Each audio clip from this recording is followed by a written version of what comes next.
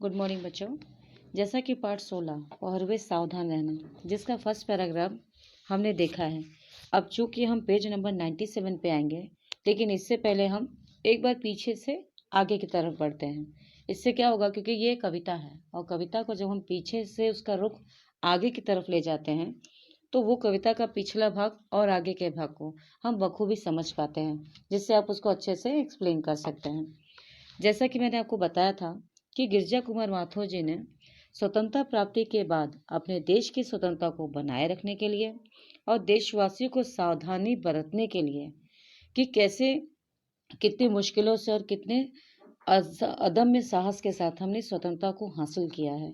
तो इस स्वतंत्रता को हासिल तो कर लिया, लेकिन इसे संभाल कर, सजो कर और शत्रुओं की निगरानी से बचा कर कैसे हमें रखना है, उसके लिए सावधान करने हेतु वो जैसा कि मैंने कहा है बच्चों कि जैसे ये प्रथम चरण है। अब प्रथम चरण में क्या होता है कि प्रथम चरण है यानी ये नया स्वर्ग है, यानी आज़ादी भरा स्वर्ग है। और इस आज़ादी भरे स्वर्ग में मैं निर्द्वंद होकर और साहस के दम पर या फिर स्वतंत्र रूप में कि जहाँ मुझ पर कोई बंधन नहीं है, मैं आज़ाद हूँ। तो ये आज़ादी के मायनों को समझने के लिए कि आज़ादी अभी हमें ये पहला पायदान हमने पार किया है, अभी तो बहुत बड़े बड़े पायदान बाकी है, शेष हैं। और इस नए जीवन की ज्योति को बरकरार रखने के लिए इस जीवन की मुक्ति को, क्योंकि जहाँ मैंने जन्म लिया है उस जन्म हेतु इस मातृभूमि पर ही मैं अगर समाप्त हो जाऊं तो माना जाता है कि हाँ, मैंने एक स्वतंत्र जीवन जिया है। लेकिन इस स्वतंत्रता प्राप्ति के लिए हमें एकजुट होकर और चतुर होकर, सावधान होकर और साहस के साथ, अकेला ना होकर सबके साथ मिलकर हमें इसकी निगरानी करनी, हमें इसकी रक्षा करनी है। माना कि दुख की वो सावली को जो एक पतवार लेकर आई थी, यानी दुख का वो जो बादल आया था, वो एक बादल आया, उसने एक पतवार भी लाई, जिस पतवार का नाम है स्वतंत्रता। यानी स्वतंत्रता की वो आज़ादी को मैंने प्राप्त किया है या पा लिया है, लेकिन उसे अभी संजोए रखना मेरे ही हाथ में है। जैसा कि बच्चों आज हम देख रहे हैं कि कल जैसे 26 जनवरी है, आज स्वतंत्रता प्राप्ति को हमें 80 साल, एक बहुत लंबा पायदान हमने पूरा किया है। लेकिन इन 80 सालों में भी हम ये नहीं कह सकते कि हमने शत्रुओं का सामना नहीं किया। हमने कई बार बार बार शत्रुओं का सामना किया है। आज भी मेरे देश के जो स्वतंत्रता सेनानी हैं, जो देश के आज़ाद सिपाही हैं, वो आज भी बॉर्डर पर तैनात हैं उसकी रक्षा हेतु। तो जैसे वो बॉर्डर से रहकर दुश्मन के बड़े बड़े बम गोलों को, उनके आघाती हमलों को हमें बचाते हैं। लेकिन ये तो पहला पायदान है ना, क्या दूसरा पायदान हमें हमारा नहीं होता कि हमें अपने देश की आज़ादी के लिए उसी प्रकार से निष्ठावान और कर्तव्यवान होना चाहिए।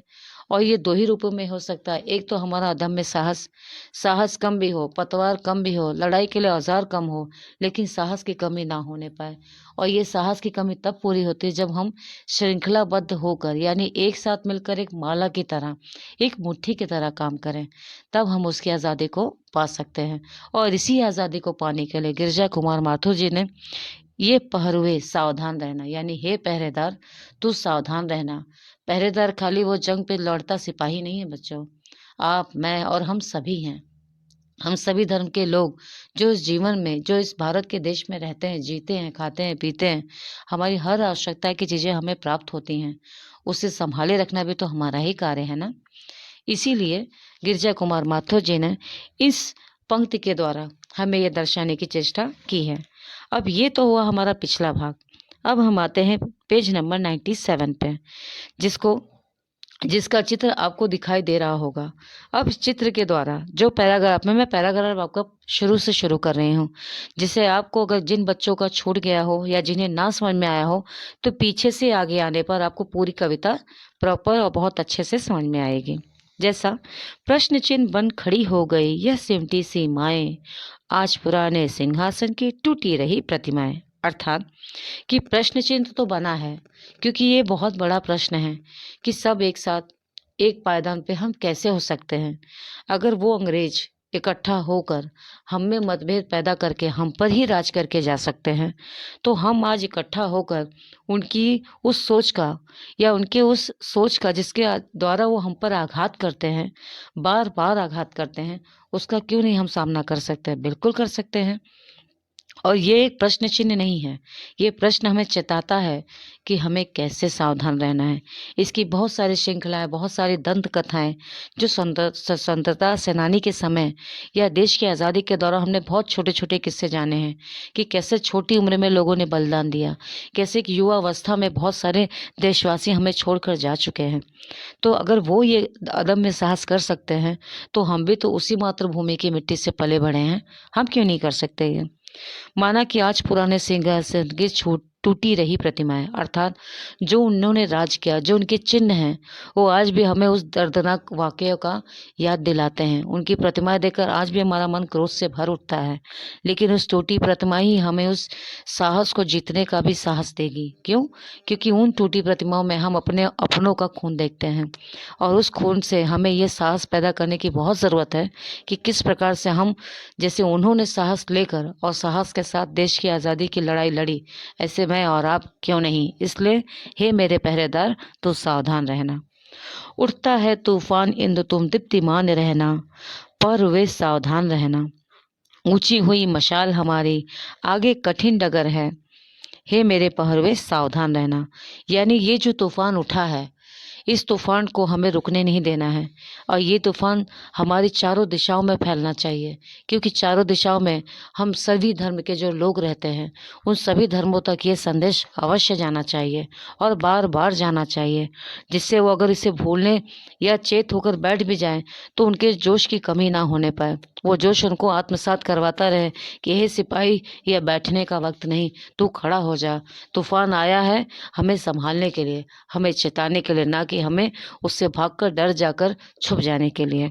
इसलिए तू हमेशा इस सूरज के समान दीप्तिमान रहना है, अर्थात दीपक की लौ में तेल डालते रहना है, क्योंकि वो दीपक जिस प्रकार से नहीं बुझ सकता, उसी प्रकार से मैं उसके साथ अडिग होकर खड़ा रहूंगा, और मैं भी उसी के ज्योति के समान जलता रहूंगा, अर्थात मैं सावधान रहूंगा।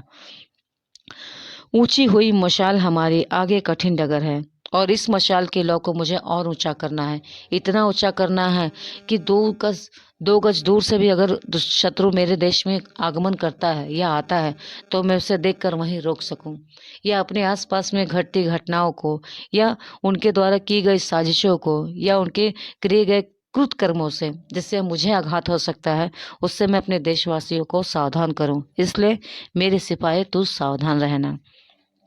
शत्रु हट गए लेकिन उसकी छाया का डर है, शोषण से मृत है समाज, कमजोर हमारा घर है।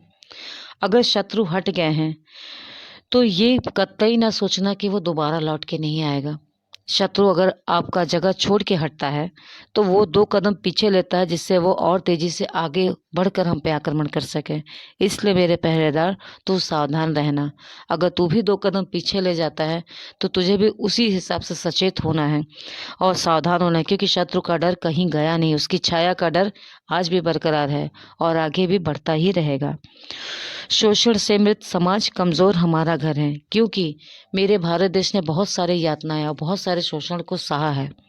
ये एक मरा हुआ समाज था जिसे जिंदा किया है मेरी स्वतंत्रता की आज़ादी ने, और आज उस जिंदा हुए लोगों में जो एक डर है, उस डर को मुझे दूर भगाना है।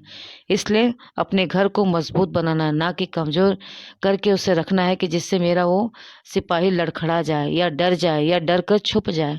नहीं, मुझे उसे भी सचेत करके तैनात करना है, एक सिपाही की तरह अडिग करके खड़ा रखना है, और उसके साहस, उसके जोश की कमी को पूरा करना है, जिससे वो भी अडिग होकर, खड़ा होकर अपने देश की तैनाती के लिए अपनी जिम्मेदारी को समझे और उसे पूरा निर्वहन करे।